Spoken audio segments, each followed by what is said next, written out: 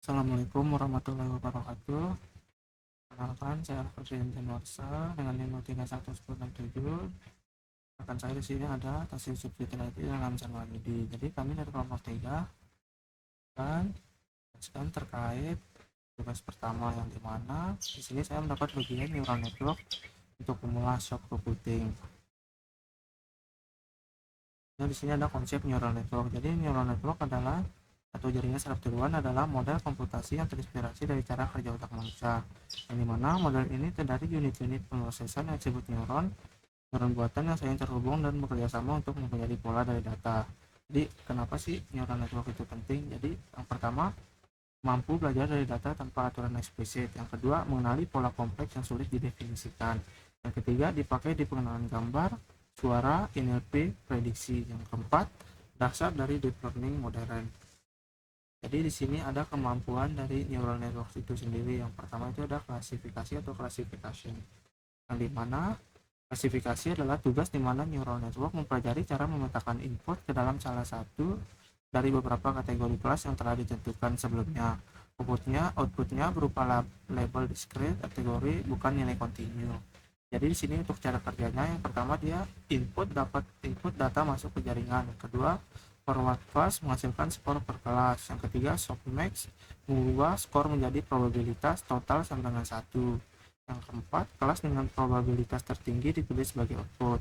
Yang kelima, training loss dihitung dengan cross entropy loss. Jadi untuk contoh penerapannya itu email spam apakah dia spam atau bukan spam, gambar hewan apakah dia kucing, anjing atau burung, diagnosa medis apakah dia sakit atau tidak. Jadi output dari klasifikasi itu adalah 0 dan 1. Jadi antara iya dan tidak. Berikutnya di sini ada prediksi, regresi atau prediction, yang dimana prediksi adalah tugas di mana neural network mempelajari hubungan antara input dan output berupa nilai kontinu. Berbeda dengan klasifikasi yang menghasilkan label, prediksi menghasilkan angka seperti harga, suhu, atau skor. Selanjutnya di sini ada untuk cara kerjanya, yang dimana pertama itu ada input fitur-fitur yang relevan dimasukkan ke jaringan.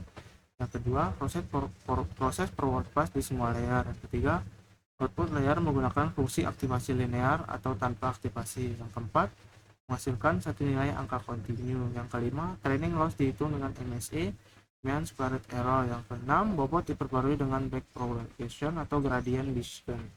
Dimana untuk contoh penerapannya itu adalah prediksi harga rumah berdasarkan luas, lokasi, fasilitas. Prediksi harga saham besok berdasarkan historis, prediksi cuaca, prediksi suhu atau curah hujan berdasarkan data sensor. Jadi output dari prediksi ini adalah tentang nilai 0 dan nilai sampai 1, di mana nilainya akan didenormalisasi untuk berubah menjadi nominal. Jadi di sini ada clustering atau pengelompokan, yang dimana clustering adalah teknik unsupervised learning di mana model mengelompokkan data ke dalam cluster atau kelompok berdasarkan kemiripan tanpa menggunakan label yang sudah ditentukan sebelumnya. Di mana klasifikasi dan prediksi merupakan supervised atau ada label, clustering adalah unsupervised tanpa label. Jadi algoritma clustering yang umum digunakan adalah KNS, autoencoder clustering, self organization MAP atau SOM, DB scan. Terusnya di sini ada arsitektur neural network, yang di sebelah kiri kita itu ada input layer yang dimana digunakan untuk menerima data masukan atau fitur. Yang di tengah itu ada hidden layer yang dimana digunakan untuk memproses dan mengekstrak pola. Selanjutnya yang di kiri adalah output layer, di kanan merupakan output layer menghasilkan prediksi atau keputusan. Di sini terdapat dua hidden layer.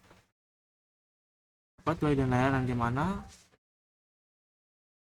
dua hidden layernya dapat disebut sebagai multi-layer prescore. Di sini ada elemen dalam neural network, yang dimana yang pertama itu atau neuron atau node, yang dimana dia berbentuk bulat. Jadi unit pemrosesan dasar dalam neural network terinspirasi dari sel saraf biologis pada otak manusia, yang mana untuk karakteristiknya menerima satu atau lebih input, menghitung penjumlahan berbobot, Wittetsa menerapkan fungsi aktivasi, menghasilkan satu output yang diteruskan ke layar berikutnya. Jadi dapat kita analogikan sebagai seperti sel saraf yang menerima sinyal dari banyak sel lain, memprosesnya, lalu memutuskan apakah akan meneruskan sinyal atau tidak. Koneksi atau sinapse, yang mana Dia merupakan jalur penghubung antar neuron yang memungkinkan sinyal atau informasi mengalir dari satu neuron ke neuron lain. Untuk karakteristiknya, setiap neuron di layar sebelumnya terhubung ke neuron di layar berikutnya. Pada arsitektur fully connected, semua neuron antar layer saling terhubung, jadi arah alirannya dari input layer ke input layer baru ke output layer. Jumlah koneksi bertambah eksponensial seiring bertambahnya neuron. Jadi analoginya adalah ibarat jalan raya menghubungkan kota atau neuron. Semakin banyak jalur, semakin banyak informasi yang bisa ditransfer. Dari sini ada bobot atau weight, yang dimana nilai numerik pada setiap koneksi yang menentukan berapa besar pengaruh suatu neuron terhadap neuron tujuan. Dimana karakteristiknya bobot awal biasanya diinisialisasi secara acak atau random. Bobot diperbarui selama proses training melalui backpropagation. Bobot positif sama dengan memperkuat sinyal, bobot negatif memperlemah sinyal. Rumusnya adalah Z sama dengan W1 X1 plus W2 X2 plus WN XN plus B atau bias.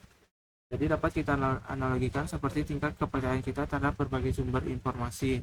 Sumber terpercaya diberi bobot lebih tinggi dalam pengambilan keputusan.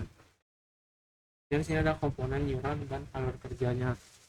Mana input, data atau sinyal yang diterima oleh neuron dari layar sebelumnya atau dari luar.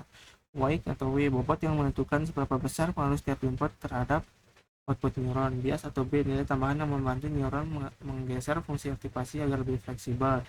Net input, penjumlahan berbobot, activation, fungsi yang menentukan suatu input neuron, sigmoid, ReLU, time, dan softmax. Output, hasil layar dari neuron diteruskan ke layar berikutnya. Di sini ada rumus dan perhitungan. Jadi sini ada rumus-rumus utama yang terdapat dalam neural network, yang dimana yang pertama itu net input, weighted sum, yang dimana dengan rumus Z sama dengan W1 X1 plus W2 X2 plus WN XN plus B. Jadi penjumlahan semua input dikalikan bobotnya ditambah bias. Jadi ada fungsi aktivasi sigmoid, yang dimana Z sama dengan 1 per 1 plus E pangkat min Z, dimana output berupa nilai antara 0 dan 1, cocok untuk klasifikasi binar. Ini ada fungsi aktivasinya, dimana range sama dengan output 1 keluarnya klasifikasi binar atau output layar. Jadi sini ada contoh perhitungan, dimana di sini sudah terdapat untuk nilai bobotnya, dimana sini ada input layer, hidden layer, dan output layer. Dan di sini kita akan mencari nilai dari Z1. Caranya bobot X1 dikali dengan bobot yang masuk ke Z1, yaitu 1 dikali dengan 2 sama dengan 2. Selanjutnya kita akan mengalihkan bobot X2 dikali dengan bobot yang masuk ke Z1, yaitu 1 dikali min 1 sama dengan min 1. Selanjutnya kita akan mencari bobot dari Z2, yaitu bobot dari X1 dikali dengan bobot yang masuk ke Z2, yaitu 1 dikali 1 sama dengan 1. Selanjutnya kita akan mengalihkan dari bobot X2 yang masuk ke Z2, yaitu 1 dikali min 2 sama dengan min 2. Selanjutnya bobot yang sudah kita tentukan tadi lalu ditambahkan, yaitu 2 ditambah min 1 sama dengan 1, 1 ditambah min 2 sama dengan min 1. Jadi yang selanjutnya setelah kita menemukan nilainya, selanjutnya kita akan melakukan fungsi aktivasi sigmoid untuk mendapatkan bobot atau nilai dari Z1, yang dimana 1 per 1 plus E pangkat min 1, dan hasilnya adalah 0,73. Jadi itu adalah nilai untuk Z1. Berikutnya kita akan mencari bobot atau nilai dari Z2, yaitu 1 per 1 plus E pangkat min 1 sama dengan 0,27. Jadi itu adalah bobot atau nilai dari Z2. Selanjutnya kita akan menentukan nilai Y1. Nilai Y1 didapat dari Z1, nilai bobot Z1 dikali dengan bobot yang masuk ke Y1, yaitu 0,73 dikali 1 sama dengan 0,73. Selanjutnya lalu ditambah dengan bobot Z2 dikali dengan bobot yang masuk ke Y1 yaitu 0,27 dikali min 2 yaitu 0,54. Setelah itu ditambah 0,73 ditambah 0, min 0,54 yaitu sama dengan 0,19. Lalu kita lakukan aktivasi sigmoid untuk mendapatkan nilai dari Y1 atau output dari Y1 yaitu 1 per 1 plus E pangkat min 0,19 yaitu min 0,55. Jadi output dari Y1 adalah 0,55 atau dapat kita bulatkan sebagai 1. Berikutnya di sini ada proses training neural network yang dimana pertama itu forward pass. Jadi input dimasukkan ke jaringan, data mengalir dari input layer, hidden layer, lalu output layer melalui perkalian bobot dan fungsi aplikasi. Hitung loss. Jadi output prediksi dibandingkan dengan nilai sebenarnya menggunakan fungsi loss, MSE, cross entropy dan lain-lain. Makin kecil loss, makin baik model. Berikutnya di sini ada backward pass atau back propagation yang dimana gradien dihitung dari output ke input menggunakan aturan rate atau chain rule. Error disebabkan balik ke setiap bobot di jaringan.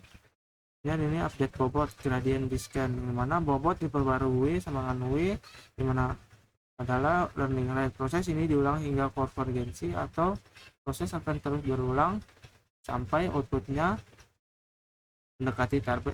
mendekati target atau menyamai target. Dan sini hasil dan output dari neural network. Jadi apa sih hasil yang dihasilkan oleh neural network setelah training? Pertama itu ada klasifikasi. Model dapat mengklasifikasikan data dalam kategori, contoh nomor kucing atau anjing, spam atau bukan spam, positif atau negatif. Regresi, model memprediksi nilai kontinu, contoh prediksi harga rumah, suhu besok, dan nilai ujian. Pengenalan pola, model menemukan pola tersembunyi dalam data, contoh pengenalan wajah, deteksi anomali, rekomendasi produk. Bobot terlatih, setelah training semua nilai white dan bias tersimpan.